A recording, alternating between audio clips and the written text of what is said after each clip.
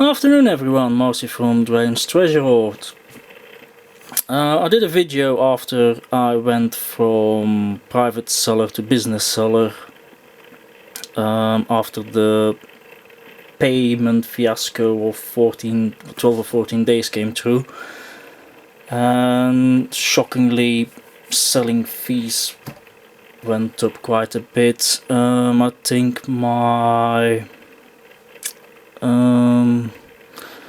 cost went to about 75-80%, I think. So I thought I'll just run through what I've done to keep my selling costs down. Maybe someone else will find it interesting. eBay has since come back. I believe they only hold payments for private sellers for 8 days now. They had quite a bit of a backlash about that. Let's look at my numbers. Now, for starters, I had a lot of items of lower value. I used to sell quite a few DVDs, and if I only have to pop it in an envelope which I would reuse, it's not really costing me much effort, so I was happy enough to sell it out for 20-30p profit. But if the fees go up from eBay now, no, it wasn't worth it anymore. There's a few items I made pennies on, so I got rid of about 400 or 500 items of lower value. Went to charity shop, bin them off.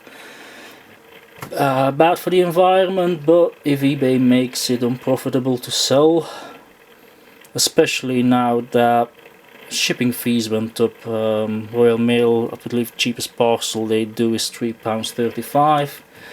With the eBay fee on top of that, it's about £4 depending on the category.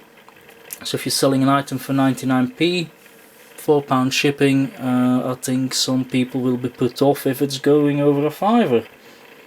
We get to that dangerous point where a lot of people have the mental thought, if it's more than a £5 I'm not getting it, but hey-oh. So at the moment it's showing selling cost at 55% for the last month. I had sold a pair of boots for a friend, so that pushed the number up of profits. I'm not really gonna count that. I had a few good days in the last days, a few international items. And there's the first cost saving tip. Don't go with the options that eBay offers you to ship it out. Often they only offer you DPD or UPS. A few examples. I had a parcel going to Brazil.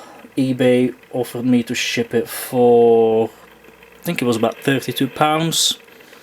Royal Mail would be able to do it for about 28, but I went with the every option and got it shipped to Brazil for about £23. So there's a £9 difference that you would throw away if you only take the option that eBay gives you. Of course, the selling cost of the shipping doesn't show up in the statistics, which is a bit annoying, but it's £9 saved. Another example, I had to send a parcel to America.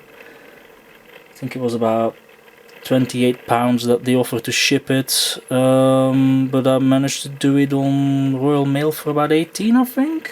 Same again with one going to Germany. I think it was UPS that they offered to ship it with, well, something like £22. But I picked Royal Mail and shipped it for £9 something, so that was like half the price. So definitely worth checking if you can ship it with anyone else. It's going to be cheaper. Behind the scenes cost saving measure, I have not bought any shipping boxes all year. I've managed to set up an agreement with a few people in my work that I can get boxes. And I'm happy to say I've managed to get about 500 boxes for free this year. Just reusing them. I mean, there's no point buying them if you can get them for free. I think the cheapest boxes that I used to buy used to cost me about 30p. If I have to push that cost through to the customer with the eBay fees on top, that would be another 50p to ship, which most people won't pay, and that's only for the small boxes. Again, bubble wrap, I've only bought 2 rolls of bubble wrap, only for the really special items, and otherwise I've been padding it out with reused cling film, shrink wraps and cardboard that I've managed to save. So I hope these tips are useful. Don't waste money where you don't have to. Now, Reason I'm doing it today rather than in the previous days when I was only already thinking, I'm assuming that everyone else's builds have come out, and I've not actually sold anything yet today. It's quite noticeable. Yesterday suddenly the sales went down, as you can see, and nothing sold today. Like I say, I suppose we're all in the same boat and everyone's builds have come out. Yeah, that's about it for tips that I'll share with you now. Again, don't waste money where you don't have to. Thank you for watching.